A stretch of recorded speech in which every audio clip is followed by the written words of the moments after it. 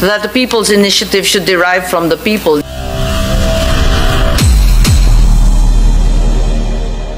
Initiative should derive from the people. Did it not occur to you or to the rest that this had become a politician's initiative and not one that derived from the masses, the people, the citizenry? No, my understanding, because I had been introduced to Mr. Oñate and the other petitioners, that they would be representing people's organizations nationwide. That's my understanding. Okay, did you coordinate with Saldico, another congressman, the chairman of the Appropriations Committee? No, ma'am. He usually accompanies the speaker? No, I haven't. I have not had. Did you coordinate with any other congressman? No, ma'am. Because Mr. Oñate has repeatedly admitted to coordinating with congressmen, given that PIRMA did not have the wherewithal, certainly not the organizational scope and reach that the congressman had. Did you coordinate with the other congressmen? No, I did not, ma'am, Madam Chair. Do you know the group called Change Philippines that Senator Bato and myself called upon in Davao? Change Philippines? No, ma'am. I'm not familiar. So the signature collection by Change Philippines and other groups was not authorized by you. Clearly, you didn't authorize them. You didn't even know them. Only PIRMA. Only those who appeared as the petitioners. No? At the ground level, I was not able to meet with these other organizations.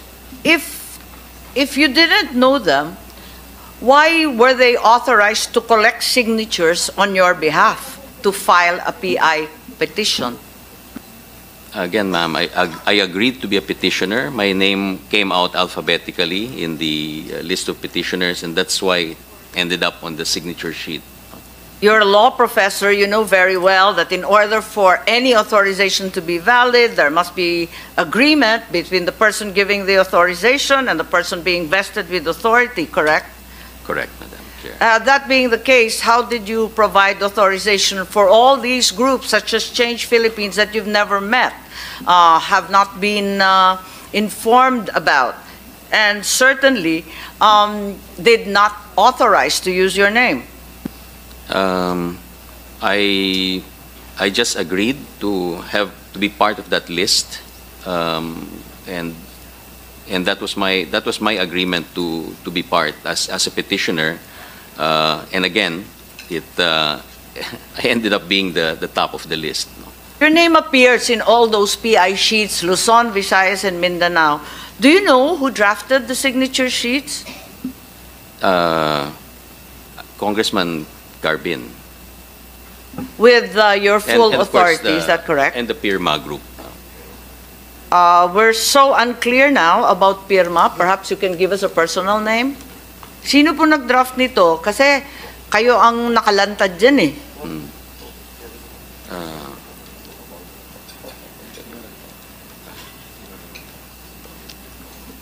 Kayo.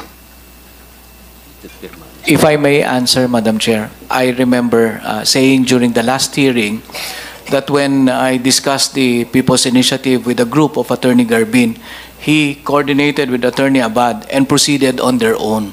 So it was Attorney Garbin, but we had to make sure that what was contained in the signature sheets would be consistent and the same with the signature sheets of PIRMA. You're saying it's not PIRMA, and you're speaking as counsel or lead convener? I'm not lead convener, Your Honor. I'm counsel for PIRMA. You're counsel for PIRMA. So this was drafted by Attorney Garbin, who was here in the last hearing, and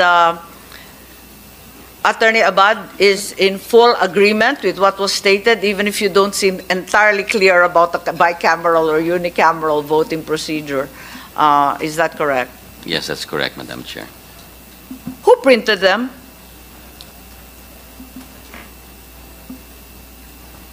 PIRMA. Madam Chair, as to the printing and the operations, that would be answered by Attorney Red Tuazon. We just made sure in some instances we gave them a soft copy. And as to the printing, we don't know I anymore. think your dates are not tallying, with all due respect, Attorney Abisado. Naglabasan ito, maagang-maaga pa, New Year. Hindi naman niya kilala si Attorney Red Tuason, di ba? Sabi ni Mr. Oñate, nakilala lang daw niya 2 weeks ago. 2 weeks ago, ang tagal-tagal nang umiikot nitong mga papel na to. Kailan ba kayo nagka-introducean? That is correct, Madam Chair, because Attorney Red Tuason is part of the group of Attorney Garbin. Sila ho yung nagko-coordinate sa grupo ho nila. Madam Chair, medyo nalilito na ako. So, lumalabas 2 grupo? Parang maraming grupo, hindi sila magkakakilala. Kanya-kanya Actually mga po, gawa. like we said, Senator Binay, during the previous hearings, wala hong monopoly ang PIRMA on People's Initiative. Marami sige. din pong grupo ang gumalaw and we will not stop them. Tinignan lang ho namin Hindi, pero sila. yung ganito na lang, tanong, pero at yung least. tanong, di ba, pare-pareho regardless of the group. That's Tama right. po. I would like the clarification. Sabihin na natin na marami kayo at kalat-kalat all over the Philippines. Ang tanong, sino nag-imprenta niyan? Ilan ang inimprenta? Saan inimprenta? Magkano ang pagka-imprenta? Sino nagbayad ng pag-imprenta? O yung gano'n na lang kaklaro. Siguro naman may kaliwanagan dyan. Madam Chair, Yes, Senator Bato. going back to the last statement of Attorney Anthony Abad, sabi niya, ang paprinta daw si Congressman Garbin. Kaya, Diba? Am I correct? Sinabi mo? Hindi, siya yung Hindi, siya nag-draft. nag-draft. Siya nag-draft. Siya daw nag-draft. Siya nag-draft. Sino nag-imprenta? Madam Chair, as to the operations, it will be answered hopefully by the appearance of Attorney Red Tuason during the next hearing. All the questions for sure we are confident will be answered. Thank you. Despite the fact that he was only hired 2 weeks ago, he has full knowledge of all the operations of PIRMA and the PI project. You Is are that correct? you must be referring to the meeting of Attorney Tuazon No, I'm and not Mr. referring to Oñate. anything. It's Mr. Oñate who's actually said that he only met him 2 weeks ago. Pero Yeah. alam niya ang lahat. Yes, but Eh, maaga na na-imprenta po ito sila. noon pa eh. Yes, Your Honor. Maaga na po silang gumalaw ni na Attorney Garbin. Ako, Senator Bina, naliwanagan ka ba o mas nalito? Wait, so para lumalabas si Attorney Tuason, si Attorney Garbin, and si Attorney Abad is part of one group. Kailan ho kayo nag-umpisa mag-usap, kayong tatlo? Ni Attorney Abad, Attorney Tuason, and Attorney Garbin. I met them in December, ma'am, Senator Binay. But with regard to nga the operations or administrative matters, I did not involve myself because But were you part of the crafting of the... yes, I had to review also and take a look at the draft. And saan ho galing yung draft? Yung draft question for the PI. Saan? Sino ho nag-craft nung draft? Si Attorney Garbin. Okay. Madam Chair, did we invite Attorney Garbin for this hearing? Si Attorney Garbin, because apparently Yes, Attorney Garbin was invited. He actually attended the first hearing. Because parang lumalabas siya pala yung nag-craft netong tanong. Well, he drafted it. Siya rin ba nagpa-imprenta? Kasi ang sabi niya noon, talagang tumulong lang siya at saka nag-distribute. Wala siyang sinasabi kung sino nag-imprenta. Di daw niya alam. Pagkaalam ko, wala siyang sinasabi doon kasi hindi niya alam. Sino nakakaalam sa pag-imprenta nito? Nalilito ako. Attorney Red Tuason, the operations po. I'm for sure when he appears, he will answer all the questions. Kasama ho sila sa grupo ni na Attorney Garbin po. So, kailan ho kayo, Mr. Oñate, kailan niyo ho nakilala si Congressman Garbin? Your Honor, I mentioned during the last hearing when Mr. Oñate engaged our firm to proceed with this project of a People's Initiative. I mentioned this also at that time with Attorney Garbin, who also happens to be our client. Wait, so, and he told us, sandali nga, kailan nga ho yung ang tinatanong that was ko ho? December po, December. So, kumbaga parang December lang kayo nagsama-sama. Yes, and they worked fast. Sila po yung nauna. In fact, the signature sheets of Attorney Abad Sila po yung nauna, humabol lang din po yung signature sheets ng pirma. Tama po ba yun, Attorney Abad? Nauna yung grupo nyo, tapos sumunod lang si pirma? No, no. They were already involved. Kasasabi lang niya eh. Mag-usap-usap nga kayong tatlo, Pwede ba apat dyan. magkasundo muna kayo Mag-usap-usap sa muna kayo dates? para... Kasi linilito na ninyo kami eh. Yung signature sheets, nauna ako, yung pangalan ko. Siguro, balikan na lang ho natin yung unang pagtatagpo nyo. Di ba?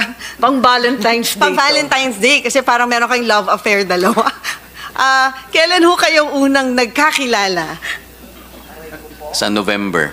So, November pa. So, hindi December. Hindi December. December, I met the speaker. And we also So, met Leo, bakit separately. napasok Bakit si speaker na bigla? Akala ko hindi siya kasali. Po, bakit si speaker na? Nahuli ka sa sarili mong Teka, bibig, ha? Attorney Abad, Nahuli ka. November, nagkakilala kayo ni Attorney Garbin. And Mr. Oñate. Okay, And? so nung meeting nyo noong November, And sino-sino Oñate. yung mga players? Sino yung mga na-meet nyo? Si Attorney Garbin, si Mr. Oñate, Itong si Argel Kabatbat. ng magsasaka. Argel Kabatbat, Yun yung farmers group. Diba? Yes, farmer. Oh, Magsasaka. yung magsasaka. and Ex-Kong din. And Ed Gulye of CORE. Yung CORE, Constitutional Reform Movement. No? Yep. sa ilang hong apat. It's the Teka. initial group. Tapos, nung December, bakit kasama na si speaker maliban sa apat? If I had met the speaker, Apa. we did have a meeting because they went to see him, Oo. and it was like a sort of a courtesy call. And then after that we went and met about this signature campaign. Kasi dati sinabi ni Mr. Oñate, hindi naman kasali si speakers. Tsaka na lang, nung nagpapasaklolo na sila, kasi mahirap nga umikot at papirmahan yung mga form. It's the time that they went to... Kasama in December. kayo? Yes. Nung nagtagpo kayo, nandun na yung mga papel? Hindi pa. Not yet. I didn't see them. Ay, wala pa nung December. Oh, wala. So wala talaga na tayong alam, bigla na lang sumulpot yung mga papel. Yung mga form, ganun ba yun? Nandun yung pangalan mo, hindi mo in-approve yung draft. In-approve ko yung draft, but I didn't see the printing of the... And Madam Chair, wala ba kayong security measures na ginawa dun sa pinapipirmahan nyo na alam nyo, para malaman nyo na talagang galing sa inyo yung forms na pinapaikot dun sa baba? Wala ko kayong ganong ginawang hakbang? Parang security, yung parang sa...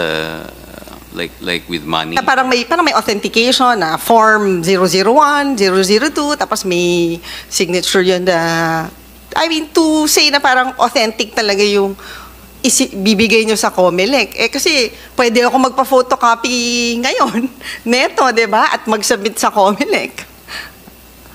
And paano Sige. nyo paano madedenay ng grupo nyo na, ay, yung papel na yan, hindi sa amin yan. Or yung pinapaikot na may sinasabing ayuda or ganyan. Hindi yun yung official na forms ng grupo nyo. Teka. Madam Chair, Yes, Senator Bato, please. kung basihan natin yung mga timeline, no?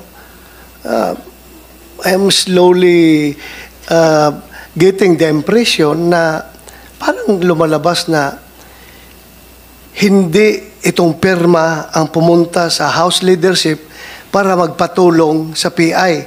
Para lumalabas, it's the other way around.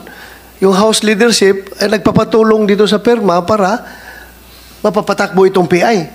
Parang ganun lumalabas dahil hindi pa kaya-organize 2 weeks ago. Hindi pa kumpleto yung inyong organization. So, forgive me if I'm wrong.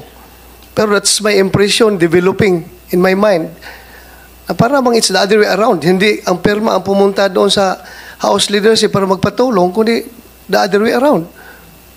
Kasi parang nauna ang prepared na lahat, printado lahat itong mga papel. Kayo, hindi pa nga kayo naka-organize sa mga tao. Tapos, pang! Yun na. Perma na. Kuha na kagad ang perma. Tapos, saka kayo come into the picture. My impression only, Madam Chair. Based on their statements. Thank you, Madam Chair. Siguro, Madam Chair, sinong common friend na nag-introduce sa inyo? Si Congressman Rufus Rodriguez. I see. Which is an incumbent That's congressman. correct. He's the chair of the Committee on Of the Constitutional constitutional Amendments. amendments, that's correct. So, ano instruction niya? Meet up with Mr. Oñate to talk about People's Initiative? He asked me, he said that they needed somebody who has been studying or conducting research on constitutional reform, like comparison with other constitutional structures in other countries, and how to make the Philippines globally competitive. So it's basically my ongoing thesis or dissertation. And he said that there's a group I'd like you to help. Kailan yun? This was in November. November. Ito yung November meeting with Attorney Garbin. Yes, I see. and the petitioners. So the expectation of me was to be a resource person and technical advisor when the whole question of constitutional amendments and constitutional reform comes up. Then I provide studies on the best design for constitutions that would make us more globally competitive. So, ang topic then was not about People's Initiative. It was not about the question dito sa form na to. Parang My yung interest, participation was not about this, right? Yeah, Madam Senator, it's just that is my advocacy, and I would like to see it pushed in a most inclusive way. In other words, I'm realizing that this PI might be problematic the way it's unfolding, but still I would strongly push for constitutional reform, and best if it were a multi-sectoral, multi-partisan, and multi-regional approach, a consultative effort of the country towards a new constitution, or at least just to adjust the constitution so that we could become more globally competitive, to eradicate poverty, and to have more citizen participation.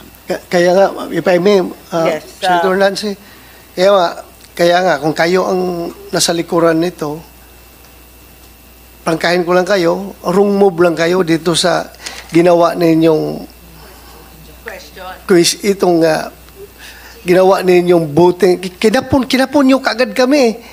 Hindi ito, gusto pala ninyo na multi-regional, multi-sectoral, yung palang gusto mo. Napakaganda lang gusto mo. Pero yung pamamaraan ay mali.